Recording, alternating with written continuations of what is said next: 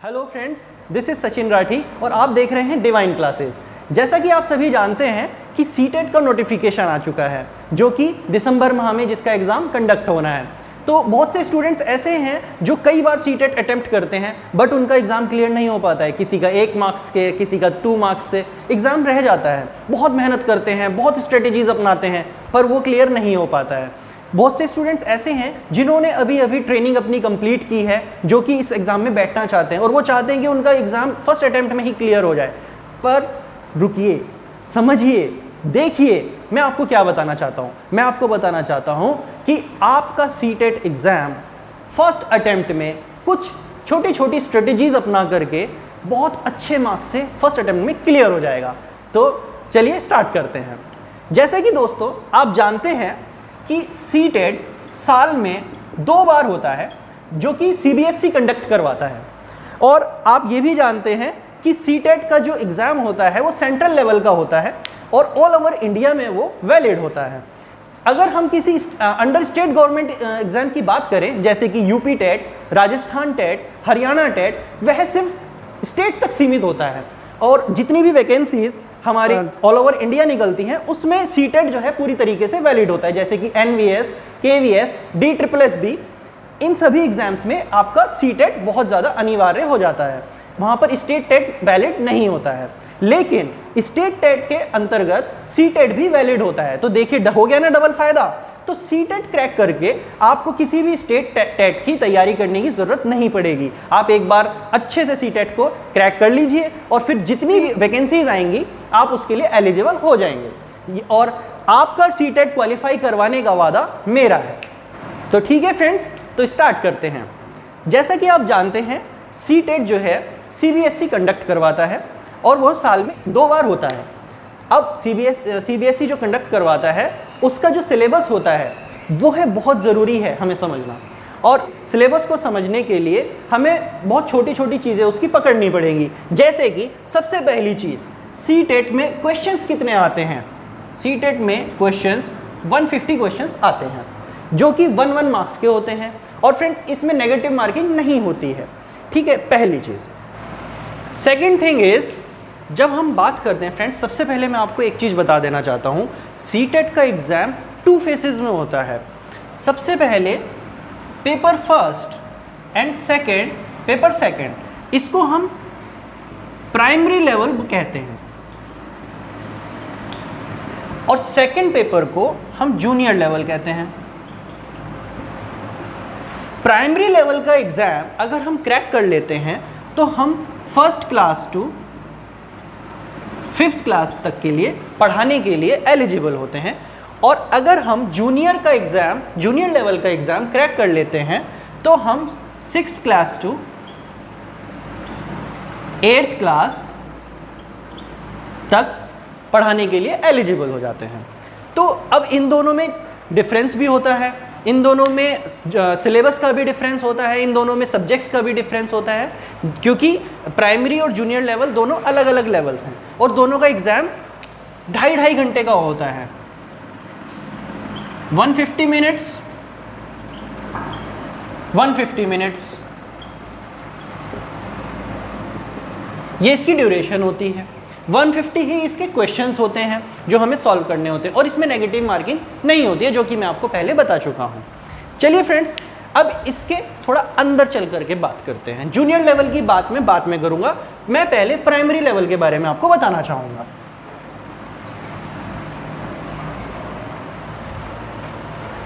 तो फ्रेंड्स, जैसा कि अभी मैंने आपको बताया कि मैं प्राइमरी लेवल के बारे में बात करूँगा। अब प्राइमरी लेवल में 5 सब्जेक्ट्स होते हैं। सबसे पहला सब्जेक्ट CDP। अब ये CDP क्या है? ये CDP है friends child development and pedagogy.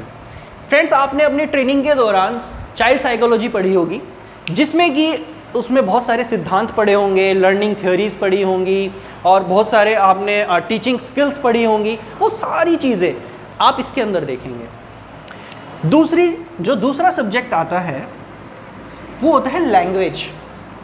Language first और तीसरा सब्जेक्ट लैंग्वेज सेकंड।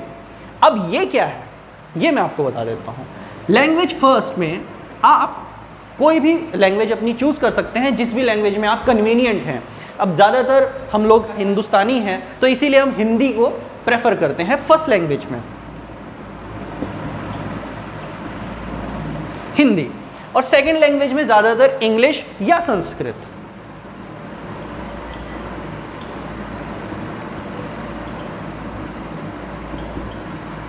अब इंग्लिश और संस्कृत ही क्यों और इधर हिंदी ही क्यों? बाकी और बहुत सारी लैंग्वेजेस हैं, किसी की बांग्ला है, किसी की पंजाबी है, क्योंकि ये तो ऑल ओवर इंडिया लेवल पे हो रहा है। तो फ्रेंड्स 16 लैंग्वेजेस होती हैं और जिसमें से आप कोई भी लैंग्वेज चूज़ कर सकते हैं। अगर आपने लैंग्वेज फर्स्ट में कोई एक लैंग्वेज चूज़ की है तो आप उसको रिपीट नहीं कर सकते हैं। यह सीटेट का एक क्राइटेरिया होता है। फोर्थ सब्जेक्ट, हम अगर फोर्थ सब्जेक्ट की बात करें तो जो फोर्थ सब्जेक्ट होता है वो होता है मैथ्स। फिफ्थ सब्जेक्ट की अगर हम बात करें तो वो होता है ईवीएस। तो फ्रेंड्स लैंग्वेज तक आपने समझ लिया। अब मैथ्स और ईवीएस के बारे में भी थोड़ा सा बता देता हूँ। मैथ्स में आपने क्वेश्चंस करते हैं, आप ज़्यादातर मैथ्स में जितने भी चैप्टर्स होते हैं आप उसको सॉल्व करते हैं। बट यहाँ पर सीटेट में एक चीज़ है जो हमें क्लिक करनी है, जो हमें पकड़नी है, वो क्या है? पेडागोजी।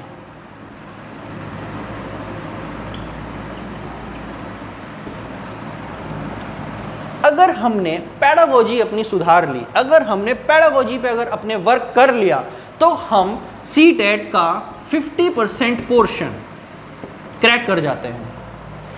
फिर आता है बचा हुआ 50%। 50% जो बचा हुआ होता है वो आता है कंटेंट। अब ये कंटेंट क्या है? कंटेंट आप समझिए, कंटेंट से मेरा कहने का मतलब है फैक्चुअल क्वेश्चंस, जो कि फैक्ट्स होते हैं। जैसे कि मैं आपको एक एग्जांपल देता हूँ, ईवीएस का कोई क्वेश्चन ले लेते हैं। ईवीएस में इन्वायरमेंटल स्टडीज़ बोलते हैं ईवीएस को, पहले तो आपको मैं ये बता दूँ। ईवीएस में कोई भी क्वेश्चन ले लीजिए, आप ले लीजिए काजीरंगा नेशनल पार्क कहाँ पर है। काजीरंगा नेशनल पार्क हम सभी जानते हैं असम में है, तो वो एक पिन पॉइंटेड क्वेश्चन हो गया। अब वहाँ पर क्या होगा? लिखा होगा काजीरंगा नेशनल पार्क कहाँ पर स्थित है। ठीक है, 4 ऑप्शंस होंगे, उसमें होगा असम, पश्चिम बंगाल, राजस्थान एंड उत्तर प्रदेश। तो आप झट से उसको असम टिक कर देंगे। तो ये हो गया कंटेंट, यानी कि पिन पॉइंटेड क्वेश्चंस। यानी कि आपको पेडागोजी या कोई थ्योरीज वगैरह पढ़ने की ज़रूरत नहीं है, आपको सिर्फ और सिर्फ उसको लर्न करना है। ठीक है, तो उसी तरीके से मैथ्स में होता है। मैथ्स में कैलकुलेशन बेस्ड क्वेश्चन होते हैं, बहुत ही सिंपल क्वेश्चंस होते हैं। ठीक है, उसमें चैप्टर्स होते हैं, नंबर सिस्टम के क्वेश्चंस होते हैं, उसमें बहुत सारे चैप्टर्स होते हैं, लेकिन बहुत ही सिंपल क्वेश्चंस होते हैं। कैलकुलेशन बेस्ड, फॉर्मूला बेस्ड, आपने फॉर्मूला लगाया, एलसीएम एचसीएफ का निकल करके आंसर आ गया। इस तरीके के क्वेश्चंस होते हैं, तो वो बहुत ईजी होते हैं। और वो मैं आपको जब हमारी क्लासेस आप ज्वाइन करेंगे, आप आगे चल करके देखेंगे तो वो ज़रूर आपको पता चलेगा। और मैथ्स में बाकी जो 50% का जो पोर्शन होता है 15 मार्क्स का, मैं पहले आपको मार्क्स बता देता हूँ। ये सारा 30 मार्क्स में डिवाइडेड होता है। 30 मार्क्स का सीडीपी, 30 मार्क्स का हिंदी, 30 मार्क्स का इंग्लिश या संस्कृत, 30 ही मार्क्स का मैथ्स और 30 मार्क्स का ईवीएस। टोटल आप देखिएगा तो 150 जो होता है टोटल मार्क्स हो जाते हैं। तो फ्रेंड्स मैं आपको ये बता रहा था कि जो बाकी का बचा हुआ 50% है, यानी कि पेडागोजी जो है वो कैसे सॉल्व करनी है। पेडागोजी में यानी कि अगर आप सीडीपी पर आते हैं तो वहाँ पर आपको 15 मार्क्स का कंटेंट और 15 मार्क्स का पेडागोजी मिलेगा। हिंदी में भी आपको 15 मार्क्स का कंटेंट और 15 मार्क्स की पेडागोजी मिलेगी। इंग्लिश में भी आपको या संस्कृत में 15 मार्क्स का पेडागोजी और 15 मार्क्स का कंटेंट मिलेगा। मैथ्स में भी मैं आपको बता चुका हूँ कि 15 मार्क्स के क्वेश्चंस आएंगे और 15 मार्क्स के आपकी पेडागोजी आएगी। और ईवीएस में भी 15 मार्क्स के कंटेंट बेस्ड क्वेश्चंस और 15 मार्क्स की ही पेडागोजी। तो अब मैं आपको जो बताने जा रहा हूँ वो ध्यान से सुनिएगा दोस्तों। मैं हिंदी के बारे में बात कर लेता हूँ। हिंदी में जो 15 मार्क्स की पेडागोजी आएगी, चलिए वो ठीक है। अब इसकी कंटेंट के बारे में बात करें, अगर हम मान लीजिए कंटेंट के बारे में बात करेंगे तो यहाँ पे कंटेंट में हम ज़्यादातर कोई भी लैंग्वेज अगर पढ़ते हैं तो हम उसमें क्या करते हैं, हम उसमें उसकी ग्रामर पढ़ते हैं। पर हमें सीटेट में ग्रामर पढ़ने की ज़रूरत नहीं है। हमें क्या करना है, दो लैंग्वेज में दो पैराग्राफ्स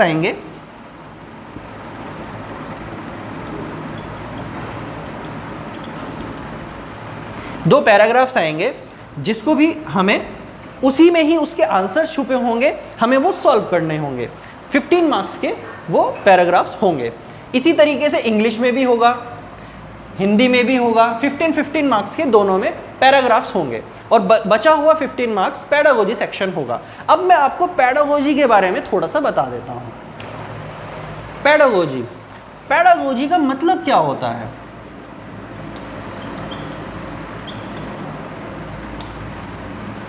पेडागोजी का मतलब होता है, हिंदी में अगर हम इसको देखें तो शिक्षण शास्त्र।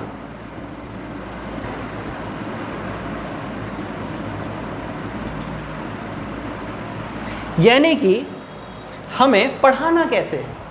पेडागोजी की पढ़ाई हम क्यों करते हैं? पेडागोजी की पढ़ाई हम इसलिए करते हैं ताकि हम यह समझ सकें कि हमें पढ़ाना कैसे है, हमें बच्चों के साथ व्यवहार कैसा करना है, हमें बच्चों के साथ अंत्यक्रिया कैसे करनी है। आपने अगर अपनी ट्रेनिंग के दौरान साइकोलॉजी पढ़ी होगी तो अंत्यक्रिया शब्द आपने सुना होगा। यह भी पेडागोजी का ही एक वर्ड है।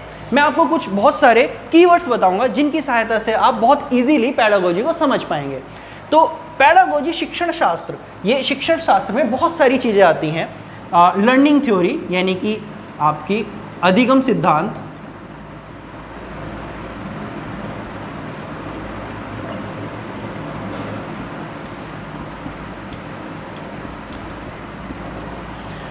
और आपका शिक्षण सूत्र,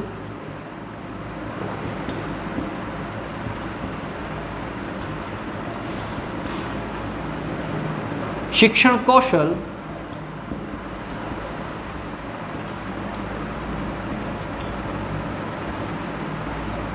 और बहुत सारी चीज़ें आती हैं। ये तो मैं आपको एक एग्जाम्पल के तौर पे बता रहा हूँ। शिक्षण सूत्र, कुछ सूत्र हैं जो कि हमें पढ़ाने के लिए हमें शिक्षण सूत्र जो हैं पढ़ने पड़ेंगे। वो सूत्र किसने दिए हैं, उसका मतलब क्या है, वो चीज़ें सारी पेडागोजी के अंतर्गत आती है। ये सिर्फ एक एग्जाम्पल दिया है मैंने कि इस तरीके से। अब ये चीज़ें पढ़ने की ज़रूरत क्यों पड़ती है हमें ये सब चीज़ें पढ़ने की, साइकोलॉजी पढ़ने की ज़रूरत इसलिए पड़ती है ताकि हम जिन बच्चों को हम पढ़ाने जाएंगे, जिन बच्चों को हम पढ़ा रहे हैं, हमें उनका मनोस्थिति के बारे में समझ सके कि वह किस स्थिति में है, वह सही है कि नहीं है, उनका लेवल क्या है, उनका हमारी बातों को कैच करने का लेवल क्या है, वह किस तरीके के बच्चे हैं, किस परिवेश से वह आते हैं। हमें हर चीज़ समझनी होगी और तब हमें अपना जो भी हम उनको पढ़ा रहे हैं वो उनको डिलीवर करना होगा। तो पेडागोजी का मैंने आपको मोटा मोटा बताया है। बाकी जब हम इसके बारे में पढ़ेंगे, जब हम इसका पूरा सिलेबस पढ़ेंगे step by step, chapter wise chapter, तो सारी चीज़ें आपको क्लियर होती चली जाएंगी। और ये बहुत शॉर्ट, मुझे लगता है कि मैंने बहुत शॉर्ट में बताने की कोशिश की है। तो अगर और किसी को डाउट हो तो आप कमेंट सेक्शन में हमें बता सकते हैं कि क्या क्या चीज़ें हमें और करनी चाहिए। और आपको अगर कोई भी डाउट हो तो आप कमेंट सेक्शन में हमें बता सकते हैं, हम आपको रिवर्ट ज़रूर करेंगे। तो ठीक है फ्रेंड्स, आज के लिए इतना ही और हम दोबारा मिलते हैं नेक्स्ट सेशन में। और मैं आपको ये ज़रूर आपको एक प्रॉमिस करता हूँ कि अगर आप हमारे साथ जुड़े रहेंगे तो आपका सीटेट बहुत इजीली क्रैक हो जाएगा। अगर आपको हमारी क्लास अच्छी लगी हो तो कमेंट कीजिए, लाइक कीजिए, सब्सक्राइब कीजिए और शेयर कीजिए। Thank you so much.